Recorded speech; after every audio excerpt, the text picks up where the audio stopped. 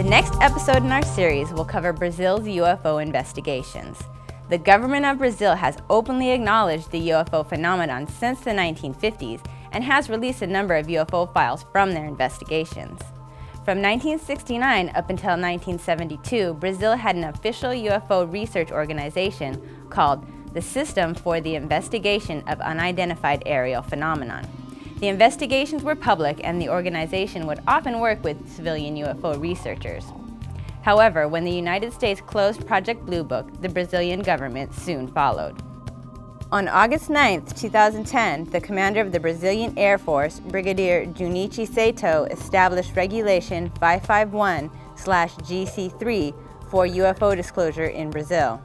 It reads, "As of this date, all reports of UFO sightings sent to the Brazilian Air Force bases and filed at the Brazilian Airspace Defense Command in Brasilia should be sent to the National Archive, where they can be known to any person."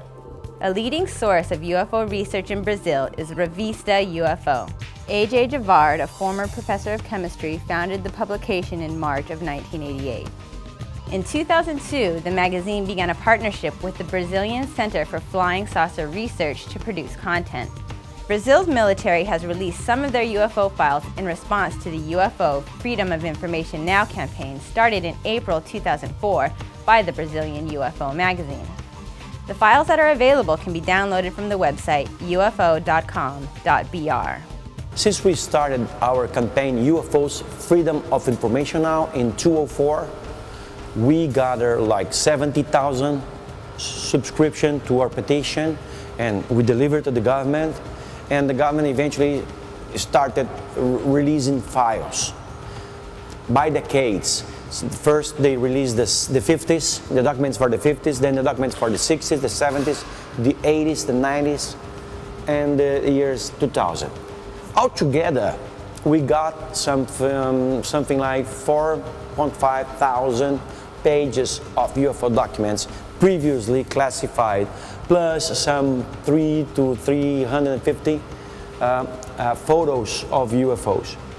I believe that this amount of material that has been released is no more than 10%. The disclosure process started in May of 2005 when a group of ufologists met with the Brazilian Air Force to discuss sightings and fully examine classified documents. During that meeting, the researchers were informed on procedures for UFO detection. They were also able to visit air traffic control rooms and review 3 historical cases. Brazilian ufologist A.J. Javard was part of the group, and at the 2011 International UFO Congress he spoke about his involvement. Most of the pages are trash. They don't have much, they are not worth for investigative purposes, but some of papers are very interesting. It's like the government is giving us a test, is seeing if we are smart enough to evaluate what there is in that amount of garbage. If we are smart, if we can take the best advantage of the knowledge in some specific documents that are in those piles of paper, and we are, you bet we are. The first case the group was able to review was from 1954. It was testimony from pilot Najib Ayub, the head of Varig Airlines. Along with other crew members, he observed a luminous object lingering near the airliner for about 2 hours in the airspace above Rio Grande do Sul. The second was a well-known case from 1977, involving dozens of sightings on the island of Colares in the Amazon forest. The group was able to view over 100 photos from the military investigation codenamed Operation Saucer. The local residents reported being attacked by luminous balls of light. They described them as light vampires. After an encounter, the individuals became very ill. Victims told the doctor that they felt the orbs seemed to suck their blood, therefore the locals gave the phenomenon the nickname Chupa Chupa. Operation Saucer lasted for 4 months, from September to December. The full report allegedly contains over 500 photos and 3,000 witness interviews. In 1997, Revista UFO published extensive articles on the case with interviews from the Air Force commander in charge of the operation, Captain Burangue Holanda, who passed away in October of 1997. According to Holanda, we detected at least 9 forms of objects: probes, spaceships, and flying saucer shape. In 2005, the History Channel featured the story on UFO Files, Brazil's Roswell.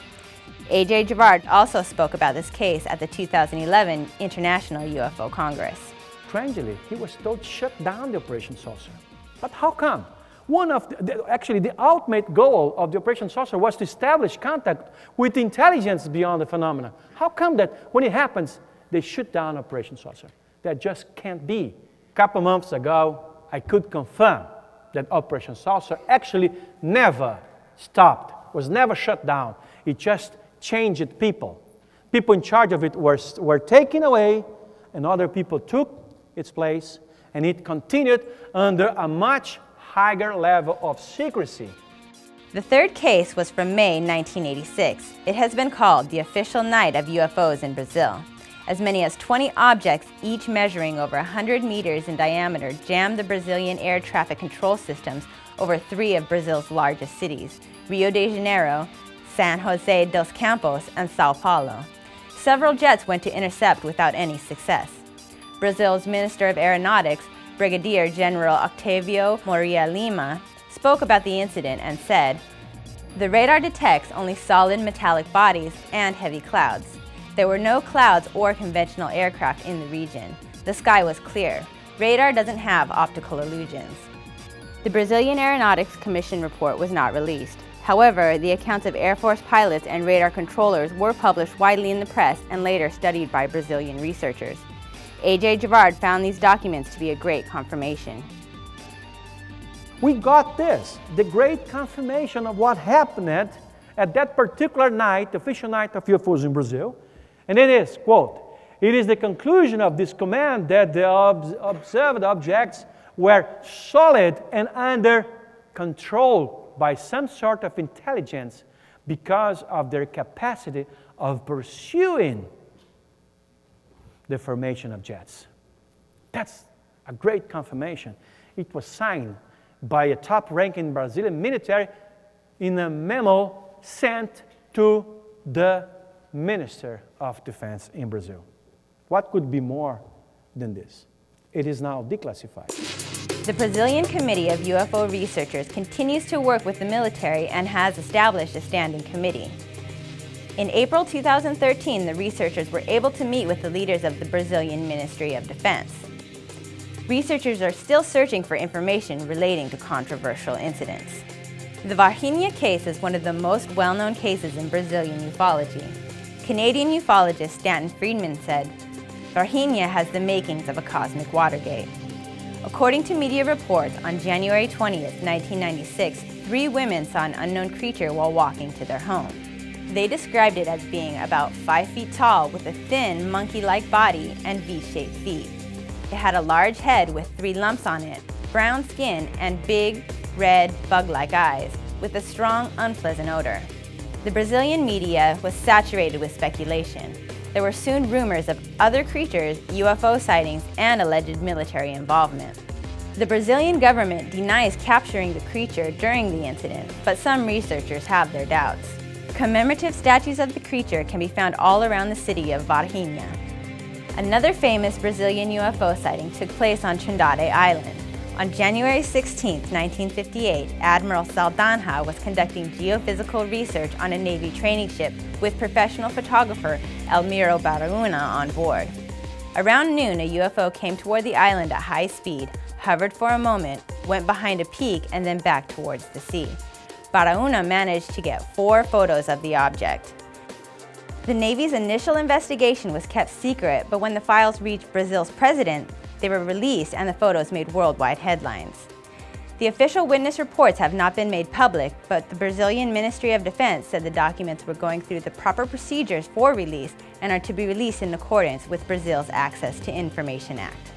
Now, I do believe that in the years to come, we will integrate, we will exchange more and more information, we will participate in investigations coordinated by one or another, or by all of us, and I sincerely expect that our government fulfill its promise given to us in 2005. For Your Need to Know, this is Tina Goodson.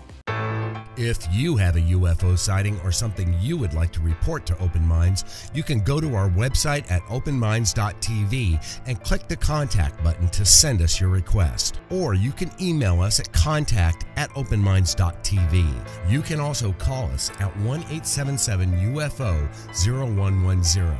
That's 1-877-836-0110.